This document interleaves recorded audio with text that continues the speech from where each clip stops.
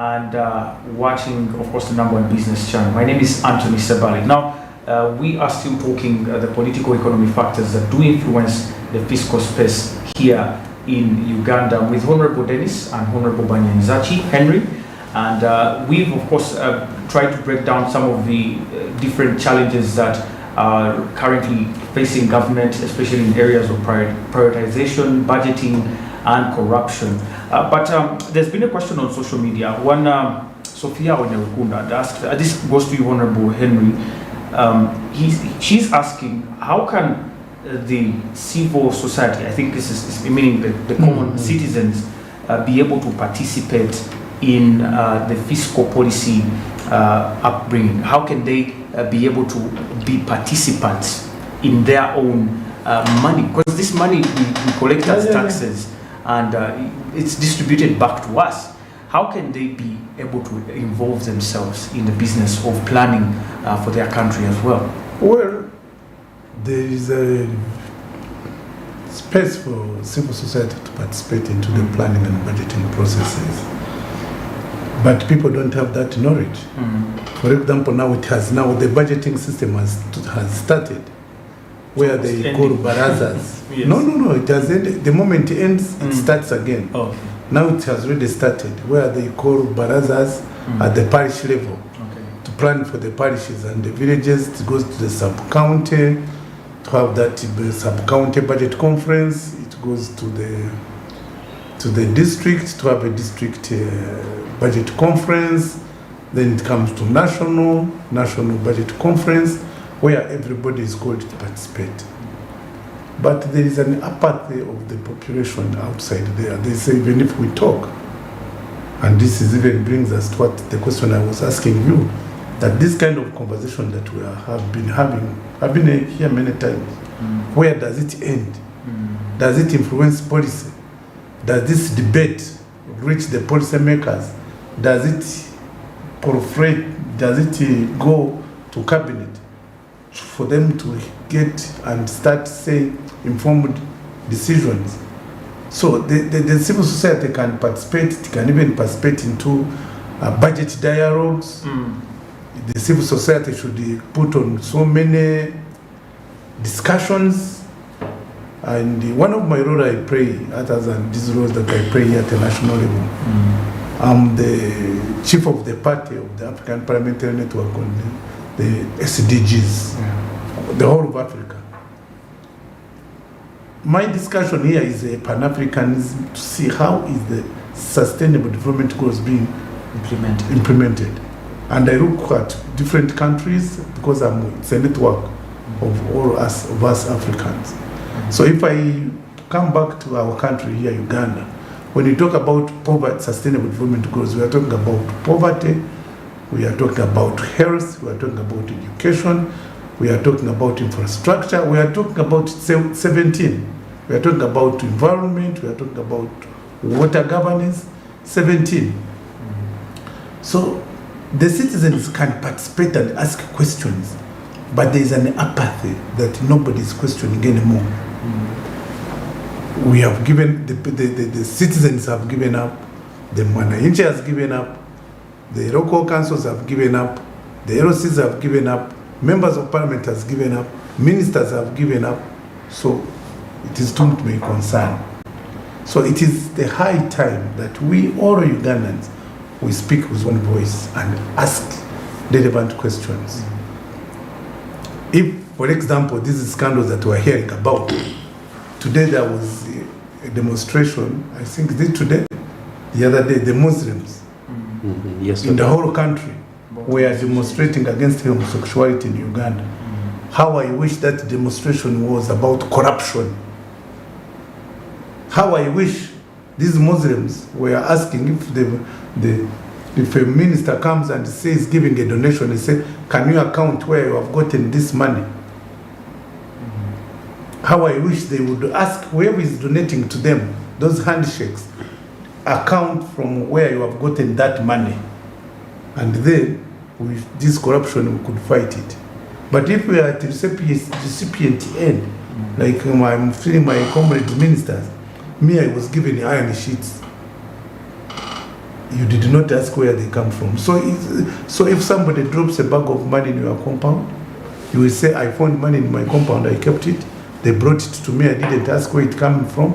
There must be interrogation of the civil society must interrogate the public sector in order to put the public sector in line. The government should work for the people.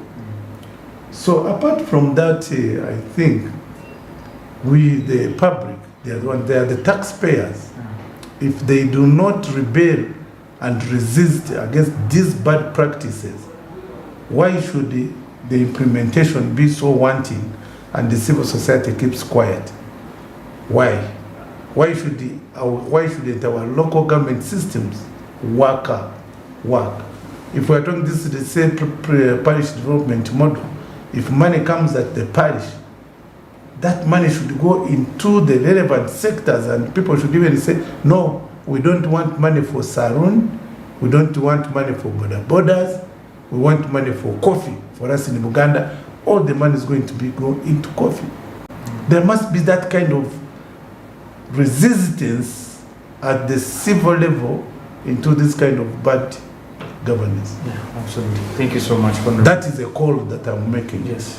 Thank you. And this call that I'm making, it starts with an individual, but if we continue lamenting, and even at the time of voting, you vote the corrupt. You vote that one that have given you salt, soap, and money. Then you are going to get bad leaders. And once you get bad leaders, do not come, then you will pay the cost.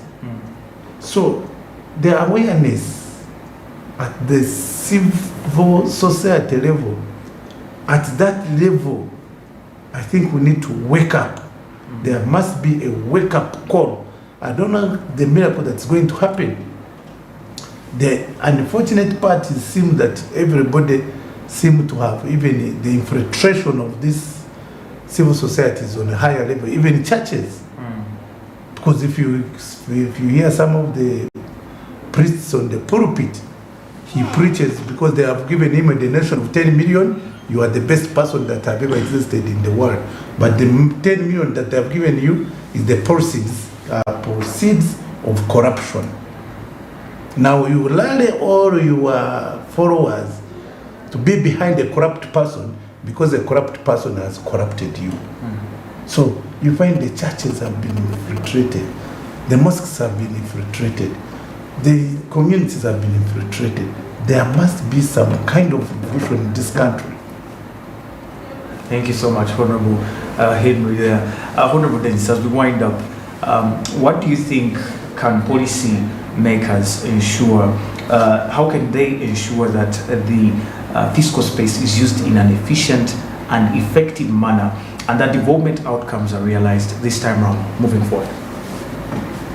Like I've said before, the policy makers can only do their part. The implementers will decide what to implement. The whole thing, just like the Honorable said, needs a realization that we have reached a level which is terrible. The whole thing begins from up, if I can say it. The policy can be made. We have very good policies in this country, which are never implemented.